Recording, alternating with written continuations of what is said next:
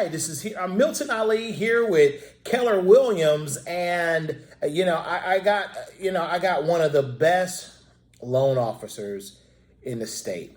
Okay, I want to introduce everyone here. Shaun Corbett. He is general manager of First Commonwealth Mortgage here in Louisville, and we're going to talk a lot about the home buying process today.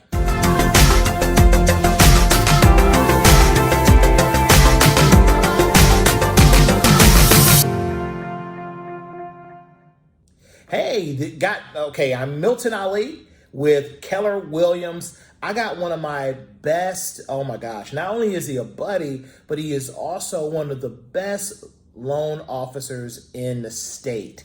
And who am I talking about here? My good friend and loan officer, Shaun Corbett.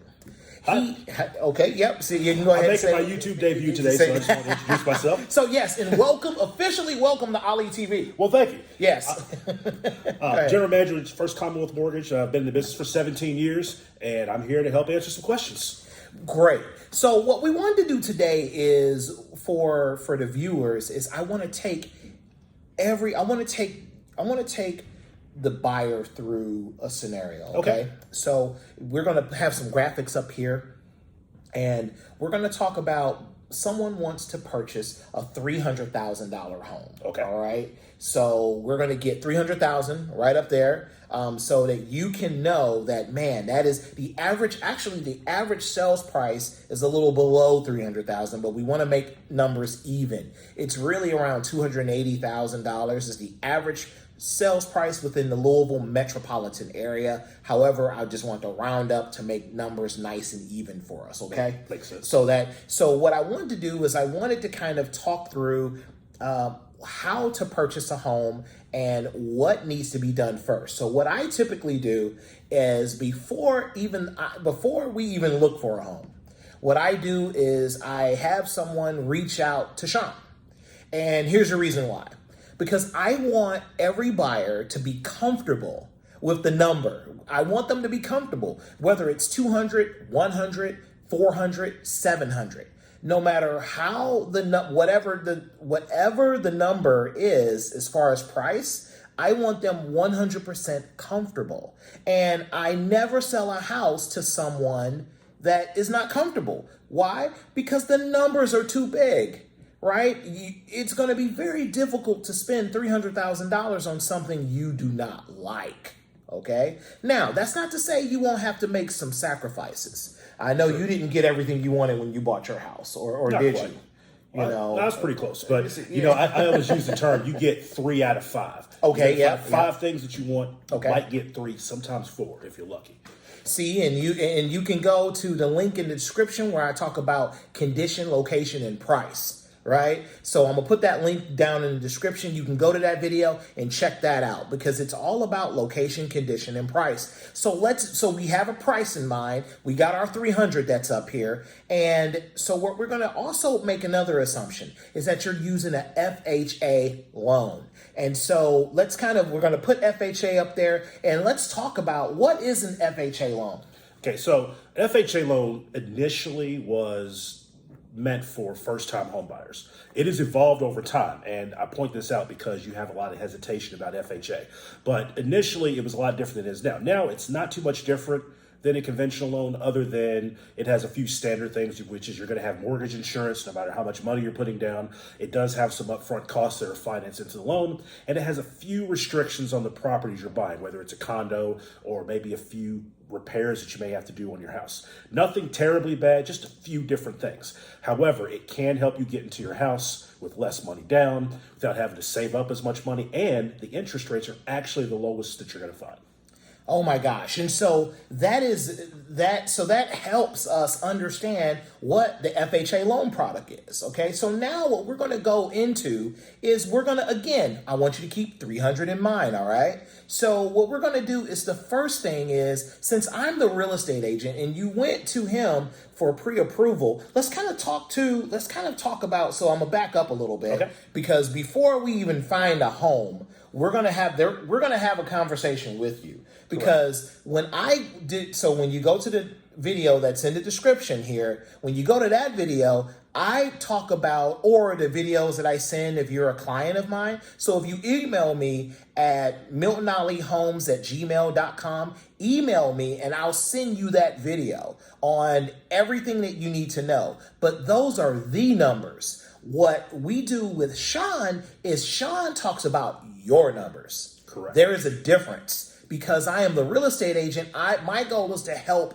bring this process together and help you find the home of your dreams and the home that's going to make your family happy. Shaun's goal is to help you fund your dream. Sure. All right. So let's kind of talk about the pre-approval process. Okay. So the first thing we do with the pre-approval, after talking, getting to know what it is you're looking to do, we're then going to look, take a loan application, which is getting all your financials, and looking at your income, assets, credit. So let's back up a little bit. Yeah. Sorry. What I want to know is what documents are going to be needed, because I want to put them up here for the Ali TV Nation, Sure. Homes Nation to see it, so that they can know exactly what's going on. So what's the first document? Okay. So I'm going to start with, let's see, assumption of a standard employed person. Okay. Okay. So that person, we're going to look for W-2s from the last 2 years. W-2s for the last 2 years. Got it. A month's worth of pay stubs. All right. And copy of your identification, social security card. Those are the primary things for a pre-approval. Now, if you're self-employed, we may need tax returns, or if you have specialized other employment, whether you get pension income, you have other properties, things like that. Otherwise, we don't necessarily need your tax returns, but we may ask for it. And if you are retired, we may ask for different things, your 401k or your retirement things or anything like that. So it just depends on your employment situation, but the standard are W-2s and pay stubs. All right, so great. So now you know that you need to, in order for you to have a conversation with a loan officer, it would behoove you to grab all of your documents so that you can have so that they can have an understanding of your ability to afford and purchase. Right. And so let's kind of go further into the process. Sure. So once you collect documents, then what you do? So after we've reviewed, we'll look at your credit and we'll talk and go over everything. And so I'm going to start with the assumption that we're dealing with someone who is approvable. Their credit is good enough. So by the way, if you're wondering, the standard credit is usually a 620 score or above. Now, love it. You can be approved below 620 as far down as 580, but it's going to, affect how much you can get approved for, your interest rate and all that. We try to get you to 620 to make it easier for you. Once we do that, we come up with two different numbers. So the first number is, this is how much I could actually approve you for. What I could approve you for, what you want to spend, may be two different numbers. So then we look at what you want to spend monthly, annually, or things like that. And then because my wife would want us to spend a certain number, right, that's probably up here, and the number that I may want to spend may be a further down. Absolutely. I mean, it's surprising because we can approve you with a pretty high debt ratio to where it may be like, oh yeah, I could approve you $400,000.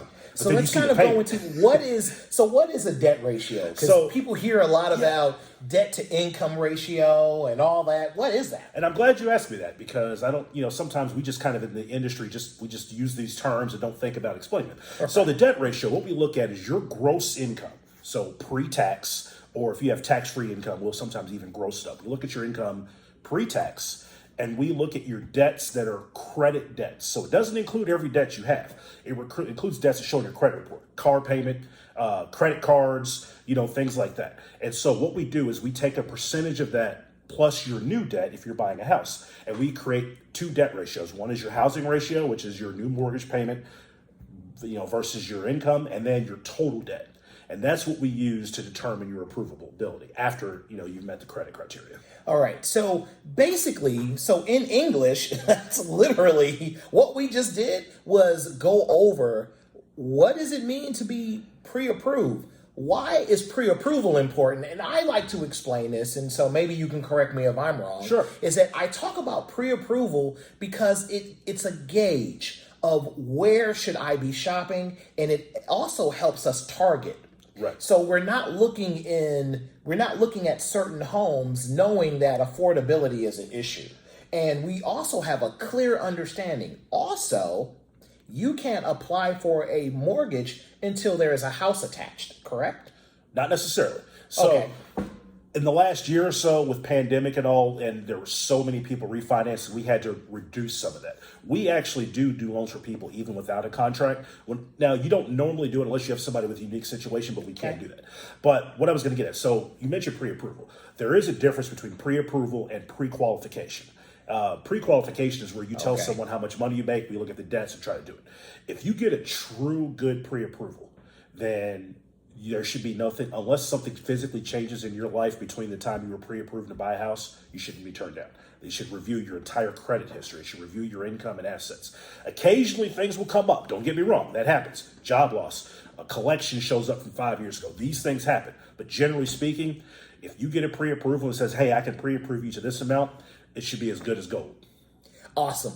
So now that we exhaustively went through the pre-approval process, what I'm going to do is I'm going to move very quickly through some aspects of the purchase process, and then we're going to, and Shaun is going to chime in. It's going to be great. Sure. So the next piece of it is, so let's assume that you are pre-approved for $300,000. Remember, that's our example number, okay? So $300,000 and you're pre-approved and we are off to the races, meaning that we are looking anywhere from about 5 to 7 to 10 homes tops. I average showing people roughly 5 to 7 homes, because when we get together, we already spoke about what your needs are, what your family's needs are. If you are coupled, there's typically one person in the couple that's going to really speak to what you are looking for, and they have way more opinions than the others. People like me, all I wanted was a garage and a basement and a backyard, okay? My wife, on the other hand, wanted something completely different, and we went with that. So that being said, we find your home. I find your home. All right. And we go under contract. We agree. Sales price is $300,000. And we pretty much say, hey, it's $300,000. We are under contract. All right. So the first thing we're going to write down is you're going to spend $1,000. And that is your earnest money deposit. Think of it as a down payment on your down payment. It shows that you're serious. And you write that check within 72 hours. In the state of Kentucky, in the Louisville metro area, it's 72 hours after contract, before 72 hours. All right. The next piece is that you're going to need is you're going to be writing a lot of checks. OK, the next check you're immediately going to write is a check for an inspection. I highly recommend inspections, and we can get into, and I use inspections plural, because there's more than one. We use an inspector in lieu of an expert. If I were to get you an HVAC, roofer, plumber, electrician, a person that looked at every aspect of the house, you can be well north of $1,500. We use our inspectors are anywhere from $400 to $700. And that is for the inspections that you need to get a great idea of the house. Now, the inspectors I use will find a problem in the White House. No joke. They are very thorough and they write a very legible report. That's why I use them. And we go through that process. Moving along. After that, then there's another inspection. We're going to talk about an appraisal. All right. Mm-hmm. And so the appraisal, so help me understand what the appraisal is. Okay. So the appraisal is really for the bank. It is to verify that your collateral, the house, is worth what you're paying for. So one of the forms you're going to sign if an FHA loan is actually, it says an amendatory escape clause. What that means is if your house doesn't appraise for what you're buying it for, you can escape. It allows you out of the contract. Now, what that usually does is put you both back to the table to renegotiate the price. But it gives you the leverage of, hey, your house didn't appraise for it. I not only can get out, but you have to give me my EMD back. In the Louisville area, you got 5 days to negotiate that. And that is super important. So for you to understand that, an appraisal is very important. All right. Now, the appraisals are anywhere from about $500 to $600, correct? Today, it's a little bit more than that. There's been an appraisal shortage, so a lot of them can go from $500 to as much as $750. Okay.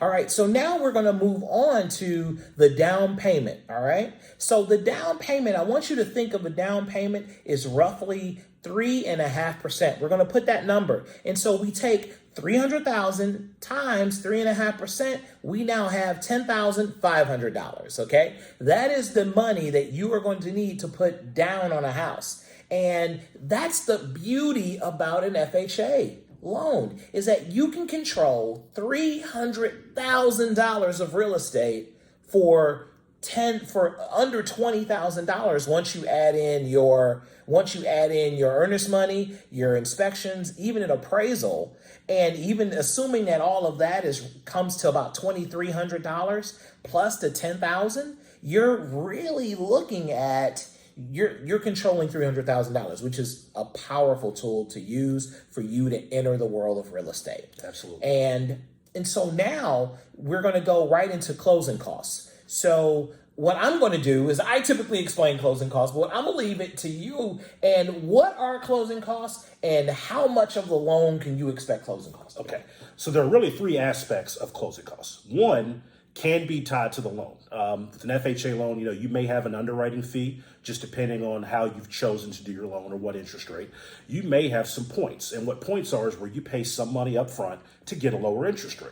Okay. It's not always required, but sometimes it makes sense to do so. So those numbers are separate.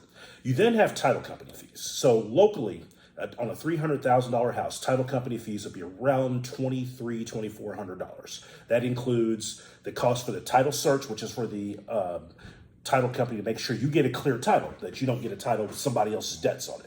It also will give you title insurance to protect you in the future. It'll also take care of recording to put your name on it so that you are now the owner and take the other person off. And finally, you have escrows.